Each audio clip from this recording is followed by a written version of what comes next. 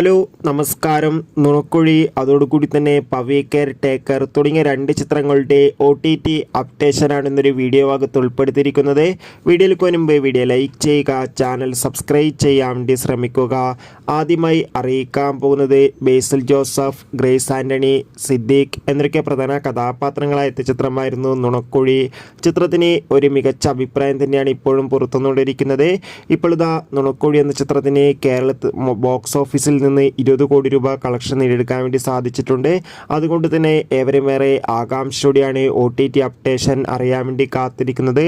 നുണക്കുഴി എന്ന ചിത്രത്തിൻ്റെ സാറ്റലൈറ്റ് അവകാശങ്ങൾ ഇപ്പോൾ ഏഷ്യാനെറ്റും OTT അവകാശങ്ങൾ ഡിസ്നി പ്ലസ് ഹോട്ട്സ്റ്റാർ എന്ന OTT പ്ലാറ്റ്ഫോമും സ്വന്തമാക്കിയെന്നാണ് അറിയാൻ വേണ്ടി സാധിച്ചിട്ടുള്ളത്. കാത്തിരിക്കാം ചിത്രത്തിൻ്റെ കൂടുതൽ OTT അപ്ഡേഷൻ അറിയാൻ വേണ്ടി.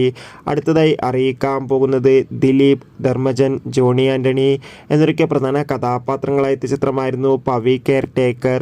ചിത്രത്തിന് ഒരു ആവറേജ് അഭിപ്രായം മാത്രമായിരുന്നു സ്വന്തമാക്കാൻ വേണ്ടി സാധിച്ചിട്ടുണ്ടായിരുന്നത്. എന്നാലും എല്ലാ സിനിമാ പ്രേമികളും ഒരേപോലെ പവി കെയർ ടേക്കർ എന്ന ചിത്രത്തിൻ്റെ OTT റിലീസിനായി കാത്തിരുന്നു. ചിത്രത്തിൻ്റെ OTT അവകാശങ്ങളൊക്കെ മനോരമാക്സ് എന്ന OTT പ്ലാറ്റ്ഫോം സ്വന്തമാക്കിയെന്ന് കൺഫേം ആക്കിയിട്ടുണ്ട്. ചിത്രത്തിൻ്റെ സാറ്റലൈറ്റ് അവകാശങ്ങൾ മഴയിൽ മനോരമയും ചിത്രം ഇരുന്ന തിരുവോണനാളിൽ മഴയിൽ മനോരമയിൽ സംപ്രേഷണം ചെയ്യുമെന്ന് കൺഫേം ആക്കിയിട്ടുണ്ട്. അതോടുകൂടി ചിത്രം ഇരുന്ന സെപ്റ്റംബർ 6 ആയിരിക്കും മനോരമ മാക്സ് എന്ന OTT പ്ലാറ്റ്ഫോമിലൂടെ OTT റിലീസ് ചെയ്യുക. കാത്തിരിക്കാം കൂടുതൽ അപ്ഡേഷൻ അറിയാൻ വേണ്ടി.